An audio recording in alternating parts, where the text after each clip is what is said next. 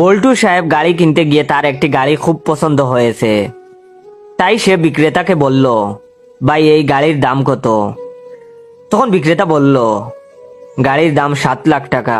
বল্টু তখন বলল, কিন্তু আমার কাছে তো 6,99,998 টাকা আছে, আর বাকি 2 টাকা তো নেই, আমাকে কি গাড়িটা দেওয়া যাবে?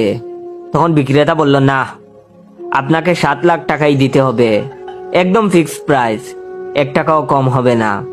বল্টু গাড়ি কিনতে না পেরে বিষণ্ণ মনে শোরুম থেকে বের হচ্ছে। এমন সময় বল্টু দেখতে পেল একজন ফকির বাইরে ভিক্ষা করছে।